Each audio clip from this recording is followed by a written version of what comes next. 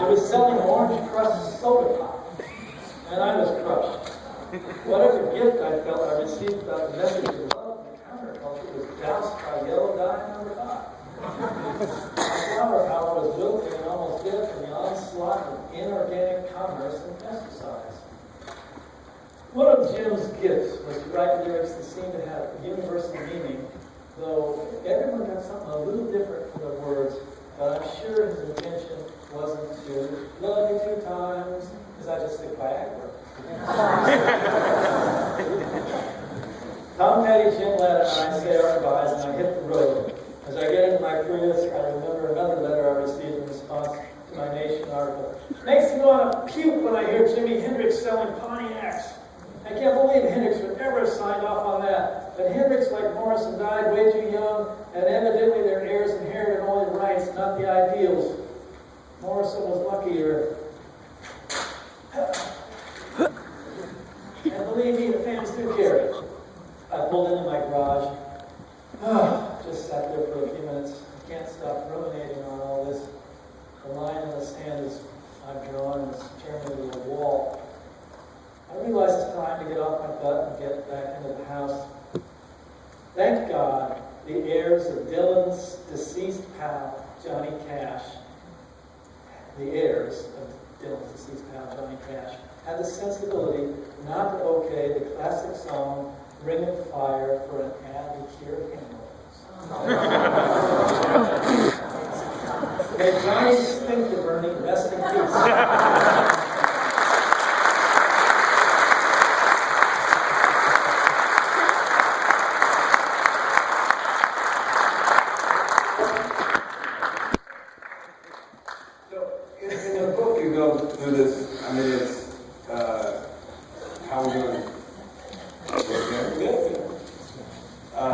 It's heroic, what you go through, not for money, not for ego, but for the music. And when reading the book, just what you withstand. So I'm very pleased that the beginning, the first sentence of this book is "fuck you." That's Jim saying that to us, for considering. Come on, Buick, right now, and then on the other side, there's a security guard. Buick? And yet the thing again is that he didn't write that much back. He wrote a letter from a funeral pyre, that line. The rest of it was primarily our guitar player's lyric. And so what that says is that he cared about the catalog, all the songs, and what they represented.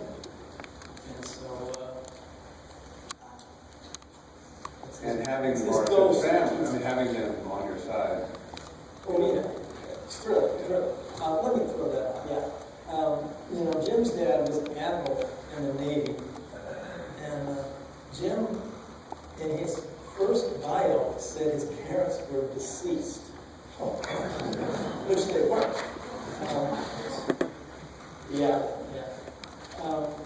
So we ride the unknown soldier against Vietnam, and his dad is in the Gulf of Tonkin, commanding aircraft carriers.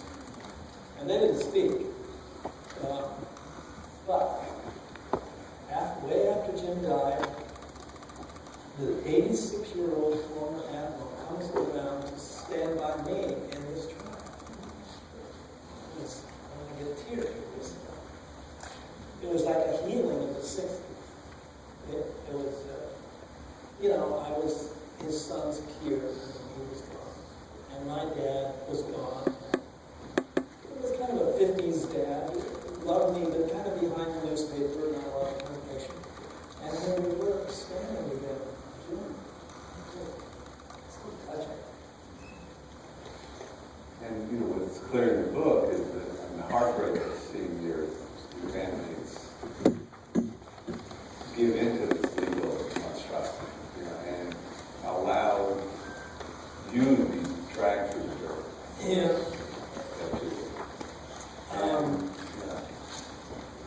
Well, this last little part I'm going to read is the last chapter. And what I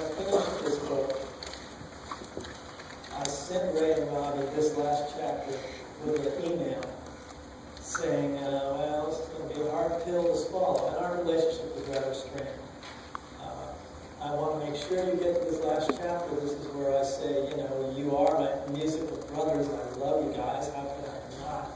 We created magic out of a garage. And then when I heard Ray was getting sick, I called him. We had a closing phone call.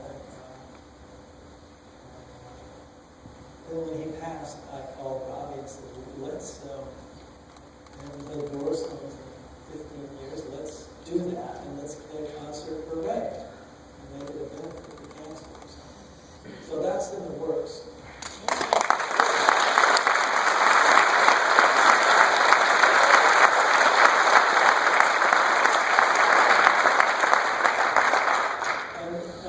There was a screening of a documentary, The Making of LA, Mr. Mojo, at the LA County Museum of Art, and Robbie and I did a Q&A.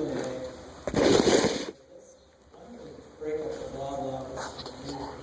So he brought an acoustic guitar and had a little piano drum, and he played for about 10 minutes. That was him. I just, you play these songs 4,000 times, and 4,000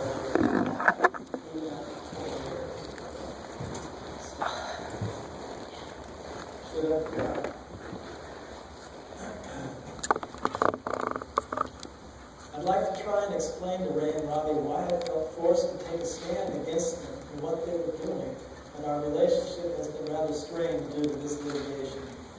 Maybe the best way to accomplish this is to revisit the technique I used in my autobiography, Riders on the Storm, in which I wrote a series of letters to Jim Morrison.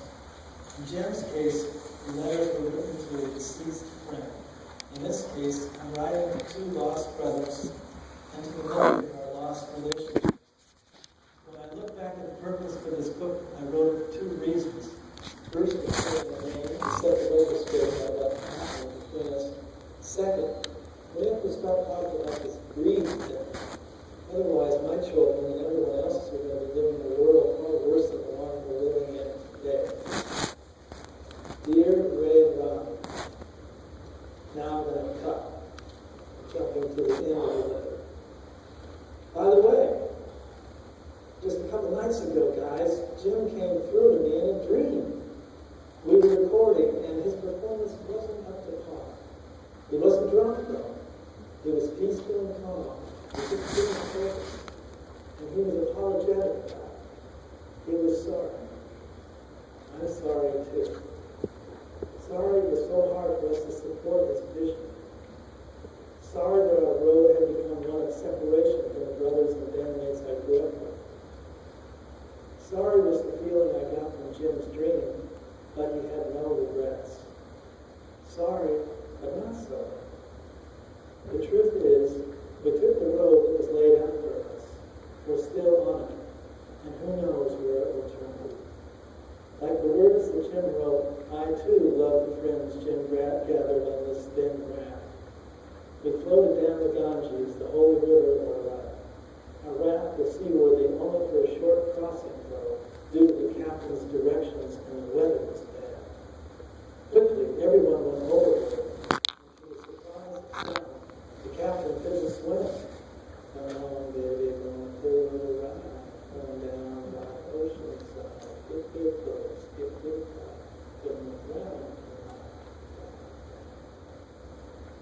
When I confronted Jim about his drug and alcohol abuse, it was my effort to throw him a life vest, but he wasn't